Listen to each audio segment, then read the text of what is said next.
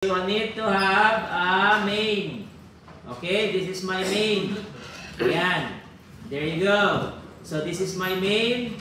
For exercise 7, you need to have a main. The main will be the program that will call the customer. Ayan, this is the customer. So in your customer class, okay, this is the file customers.py. You're going to add a customer class. Similar to what we did sa Java. Okay, so this is the customer class. How do you instantiate the customer class? You do this first is in the main, you do this. This is the main. Okay, this is the file name. This is the class name. Ayan, class name. Okay, and then you use the class name. That's the class name. Ayan. And then you call the constructor. This is the constructor. Okay, ayan, that's the constructor. Ayan, so you have the following: name, address, email. This will be the name, address, email. Okay, so another one, we have self. Self are specifying class variables. We have the following: the name, the add, and em. Okay? Mamaya na, dun ka muna. Oh. So we have the following class variables. So the class variables does not have to be declared in Python. You can assign values to them based on the constructor. So the name is the constructor assigning to the class variable name. Address, constructor variable assigned to the class variable add. Ayan. Okay? And we can call each one. We can call those class variables by using the obj variable. So obj variable for name, ito will return the value name, which is Alice. This one will return Davao. This one will return ABC.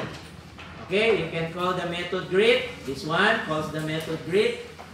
Okay?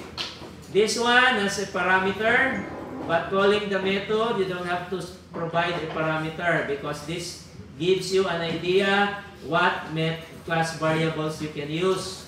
So meaning you can use the name, add, and em when you call the method. Okay? Ganyan. Get details. So as you can see, we return a string when you call greet. This one. Asan na yung greet? Ito, greet.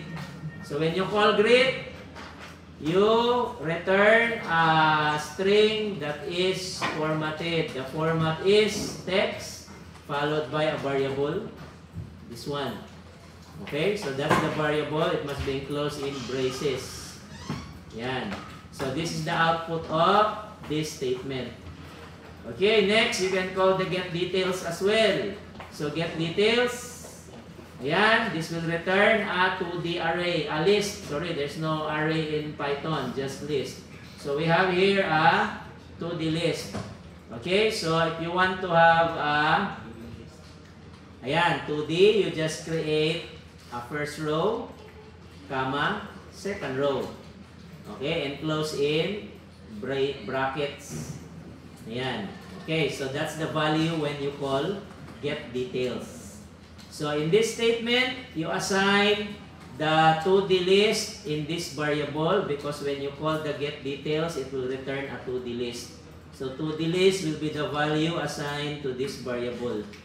Ayan, okay? So what can we do with this variable now? We can use it for loop. Each iteration, we're going to assign detail, each row. Details is the list. Detail is each row of the list. Yan, print it. And we can also use this for loop. I here starts from 0. Range is the length of, the limit is the range, is the length of our 2D list. So the length is 2 rows. Okay, 2. So this will repeat 2 times. So from 0 up to 1. Okay, ganyan. So this will print each row. Yan, dalawa lang yung row natin. We can also use this, an array. like, okay, printing of values. So this is row, column. Row 0, column 0. So that is this one. Row 1, column 0. It's this one. Row 1, column 2. This is row 1. And column 2 is this one. This is column 0, column 1, and column 2.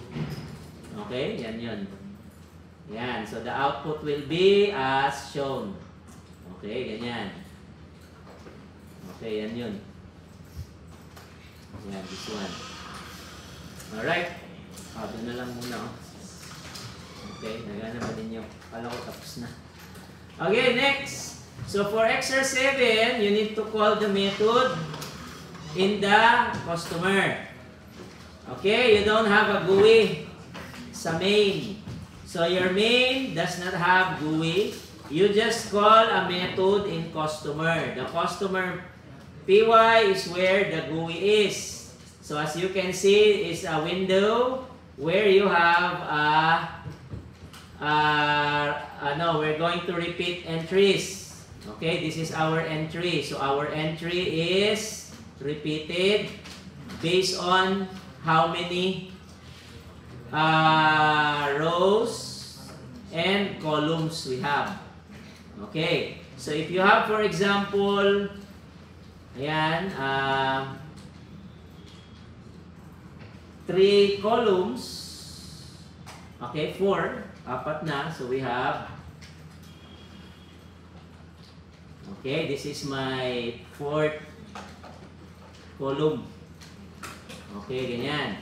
So if I save this and then run the main, it will show the 4 columns. Okay, so what are those? It's, ayan. Okay, so we have, ayan, the name, email, the address, email, and then ABC. So it will repeat this 2 times because we have 2 rows. Okay, di ba? Yan, what if we have 3 rows? Okay, 3 naman. So we have this one and this one. Ayan, 3. So this will show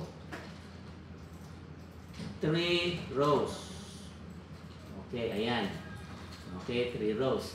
So it's basically the length of our list. How many times we print, how many rows, how many columns. Yan. So this is the length of our row. This is the length of our column. That's the limit. How many times the value of I and J will increment. Okay, so this one creates an input box similar to my output. Okay, this is the output. Ayan, that's the input box. Okay, and then the second statement inserts the value of the list. This is a 2D list. That's why we need to have row and column. That's I and J. Okay, and then the values here will be 3 of them. Ayan. So what happens if I click an input box? It will give you the following values. Ayan. So pgrid.get gives you the value of the input box that you click. So if I click this, it will give Alice. If I click this, it will give Davao. That's the pgrid.get. If I click this, it will give me ABC. Ganyan. And then the I here is the row. Okay, if I click this, it will give me 0. If I click this, 0, 0, 0, 1, 1, 1, 2, 2, 2. So that's the row. That's for I. For J is the column. This is 0, 1, 2, 3. 0, 1, 2, 3. This is 2, this is 0, this is 1, this is 3. Yan, these are the values that entry will return when I click. So how do I know that it's click? That's the bind. But button 1 is left click. Button 2 is mouse wheel. Button 3 I think is the right click. So button 1 is the left click. So this is the position of the entry. So we're going to change the position of each entry is based on the row and column of the values I and J. Ayan. Okay, so once I click an entry, it will call a method callback. So the method callback is this one. So we're going to return event based on what is given to us by the entry. So every time you click, it will call the method. This one initializes a list, one dimension. This one assigns a value to the list. So what are the values assigned to the list? We can print them. So list 0, that's this one. List 1, that is I. List 2, that is J. Okay, let's see what happens if I save this one. Ayan, and execute. Okay, so the result will be printed. Ayan, so let's see. So if I click this, 0, that's the column number. This is 1, this is 2, this is 3. Ayan, column number yan because I'm simply printing the J because J is the third. Diba? 0, 1, and 2. So this will print the I. Okay, or the row number. So to print the row number, we just assign a value. Okay, this is 0. This is 1. This is 2. Okay, that's the row number. Ayan. Okay, and lastly is 0. So 0 will print the value of the input box or entry itself. So you will see Alice, Davao, ABC, ABC. Alice. Okay, di ba? So it's printing the value of the entry.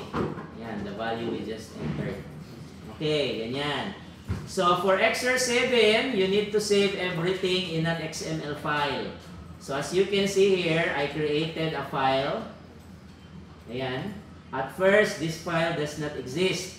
So if you call this method, the file will be created. Okay, so if I run, ayan, file will be created. Okay, so that file is XML. Currently, it does not store any records just yet. So it creates a root and a sub child. This is the child. Okay, so we have our manage XML. Okay, this is the manage XML. Yan. Okay, take note of the example codes given because this will be the requirement for exercise 7. So first is create an XML file. Yan. So first is you need to instantiate the class. How do you instantiate the class? This one is instantiation. You're going to call the file name and the class name. Diba? That's the class name. Okay, instantiation, calling the method, create XML. Okay, we're going to insert values to our XML. 3 values. Ayan. Using the method append to XML. This one is the append to XML method. So self is the file name. Customer is the dictionary. Ayan. So our dictionary contains a key and value. Key and value. Why do we need a key and value? Because this is the key. The value will be assigned as a sub-element of our parent node customer. So we're going to create nodes. Okay, so if I run my main, we now have our XML. We have 3 customers. The 3 customers are, ayan, ito sila. Okay, we're inserting customers. Okay, you can also choose to delete a customer. This one. Ayan, deleting a customer. So, deleting a customer, we need to find the name of the customer. So, for your exercise 7, this should be customer ID. Ayan. For exercise 7, this should be customer ID. So when deleting, you need the ID, not the name of the customer. Yan, because names can sometimes be identical. Okay, ganyan. Alright. So, let's delete the customer Alice. So, let me comment this one and run the delete customer method. Okay, so if I run, ayan, this is my XML before, this is my XML now. There you go, there's no more Alice. So, we just deleted Alice. So, for exercise 7, this should be ID, not name. Okay? Ganyan. So, alright. So, for exercise 7 again, the output should be the same as your exercise 1. Exercise 1, you have enter ID, customer name, address, email. You have save, edit, delete buttons, and you have this table in this location. So, every time I save, you add a row sa table. Every time I delete, you remove the row, that the record you want to delete. And then edit, you show the changes made in the table. Yan. So if I click edit, changes will be applied. Yan. Similar sa exercise 1. Okay, and then sa exercise 1, there's a menu. You're going to add a menu. Diba? We discussed menu last meeting. And then, products. Okay, you're going to do the same thing sa exercise 1. You have products, you have supplier. ID is auto-increment. Diba? Auto-increment yung ID sa exercise 1. Same sa products and supplier. Merong delete, edit, save. Okay, ganyan. Alright?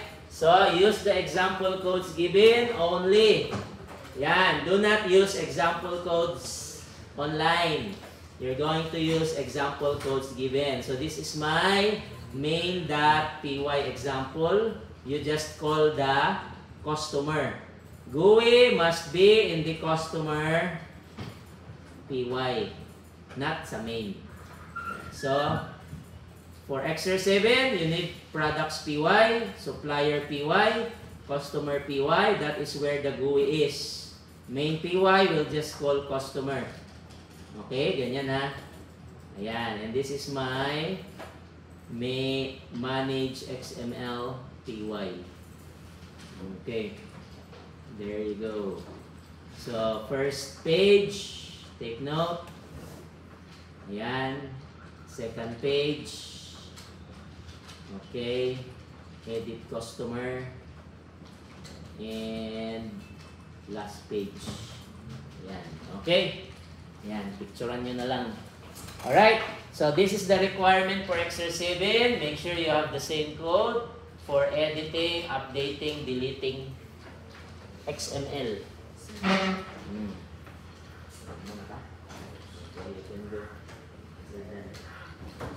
Okay, questions, clarifications, exercise 7 so that you can start coding during break. Yes. So, walang break. We're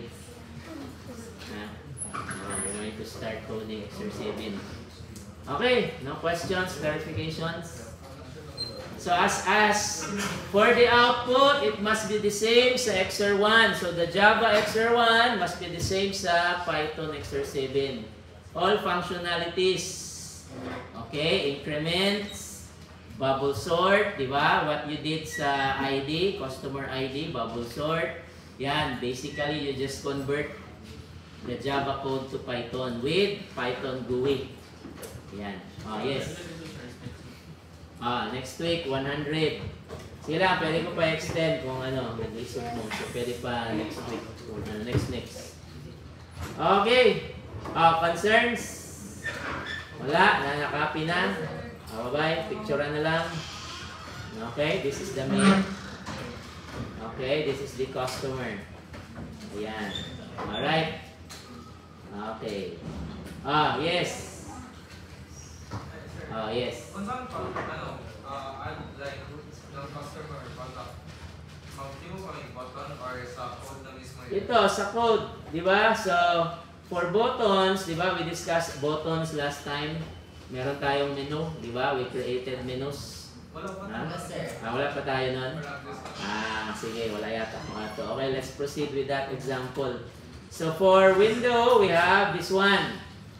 Okay, diba? Ito, this is the window. Okay. You call this one sa customer. Dito mo yan ilagay ha. Because for my example, I place it sa main. So, you're going to place this sa customer. So, all GUI sa customer. Okay? So for the other GUI, okay, ayan, I have this example. Ayan, let me open this one. Okay, so this is for the other GUI. Ayan. Okay, so we have an import library for Takinter. So this is what is required. So the output of this, okay, let me show the output. Ayan.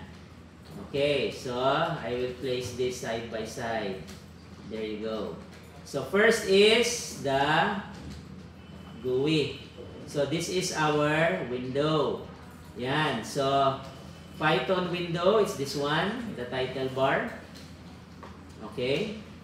1050 by 400 pixels. That's the size of the window. This is 400 pixels. This is 1050. Yan. X, Y. Okay. And then the background color. So these are all methods that we are calling because window is an instantiation of AA. Ayan. Okay. So this is our object variable. Okay, so this is for the window. Ito yan, window. Next, we have the menu bar. Okay, this is the menu bar. Ito, menu bar. So the menu bar uses the menu bar, applies it in the my window. The my window is the variable where this window is. Okay, ayan. So, using menu bar in the my window, we're going to create a file menu. Next is, we're going to add a submenu in the menu bar. Okay, in the file menu. That submenu is products. Ayan. Okay, and then supplier, separator, and then close. So we have the supplier, separator, this one, and then close. Okay, so what happens if I click products? It will call the method products. This one. I-call down niya yan. If I click the supplier, it will call the method supplier. Okay, so you will see the output. Yeah, let me show the output.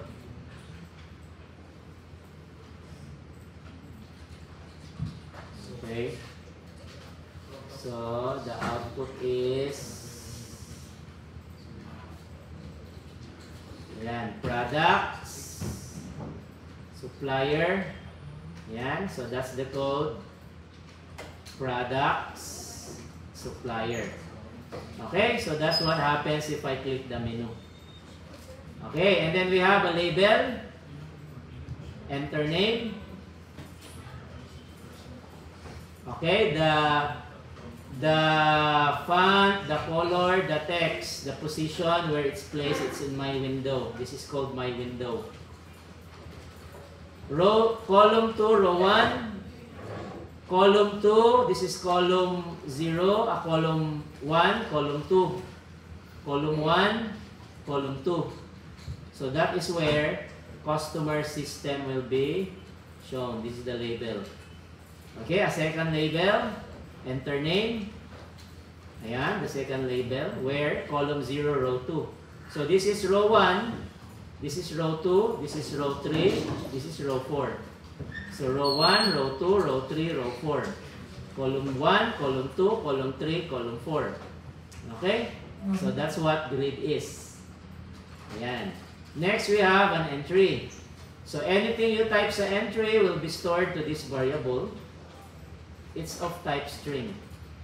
Okay, so the position is column 2, Z1, column 1, column 2, row number 2, row 1, row 2. Okay, this is the entry. Ayan. Okay, another label, another, and then button. It's this one. Okay, so for your Exer 7, you're going to have all of the labels similar sa Exer 1. Customer ID, customer name, entries, and then 3 buttons. Save, edit, delete. Okay, what happens if I click the save button? It will call the method save cost. That's the command. Diba? Similar to this. Command, command, command. Command calls a method. That's the method save cost. It's this one. Okay, so i-call down niya yung method when I click the button. So you will see that happening. Okay, so ganyan. So that's the button and the method is called. There you go. Okay, so that's it. For exercise 7, that's the requirement. Ayan, so this is supposed to be discussed last meeting. Ayan, but I was absent. Okay? Alright, questions? Take note of the example codes given. First page. Okay, picturean nyo na lang. Second page. That's it. So if you want to create another window, for example, in products, you just do this. I will copy this one. There you go. And indent. Okay, and you will call this window 2. Ayan, there you go. So this is window 2. So if I run the program, click products, you will see another window. Okay, dalawa na yung window. Yan. So the second window is called window 2. So in window 2, that is where you can add labels. So I will copy this one, place it here. Ayan, indent. Okay, where does this label go? This label will go sa my window 2. Ayan. So if I run this, okay, wait, my window 2.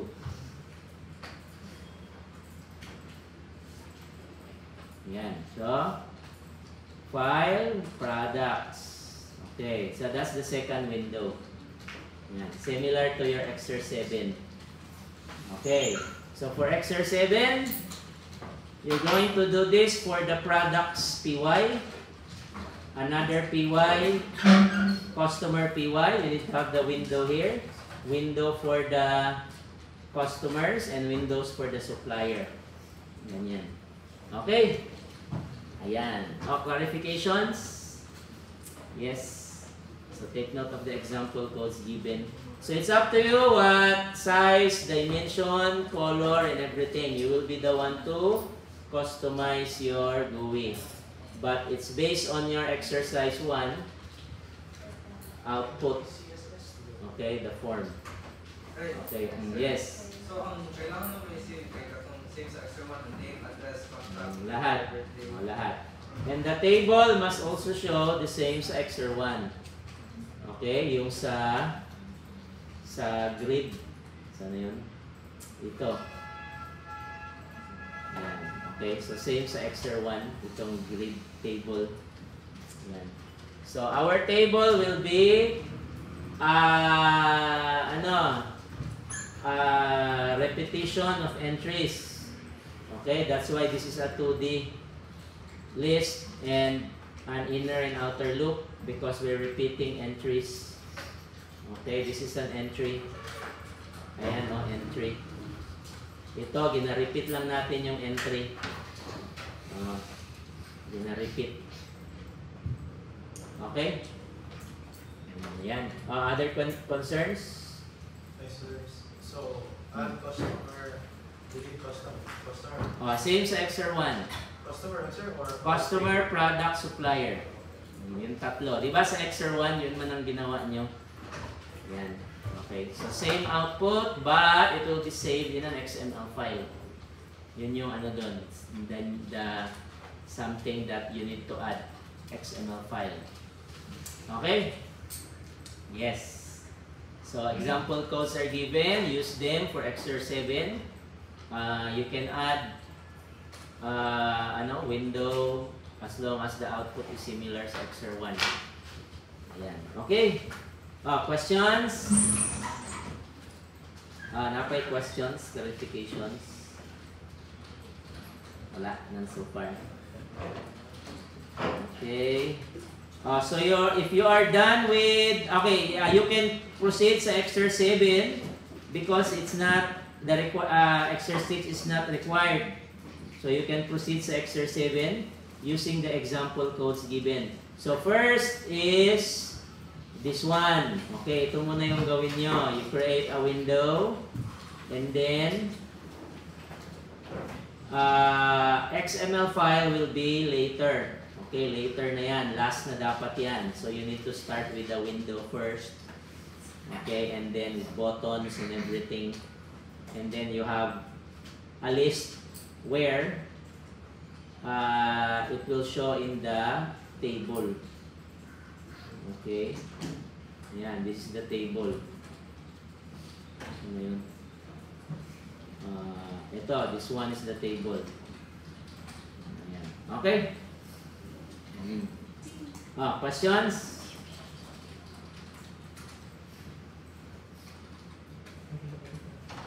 Wala. Okay, nakopy na yung example code given. Ayan. Okay, attendance time for today. Yan, checking of exercises. If you can submit 1 to 6, much better because midterm will end next week. Okay. Attendance tayo ha.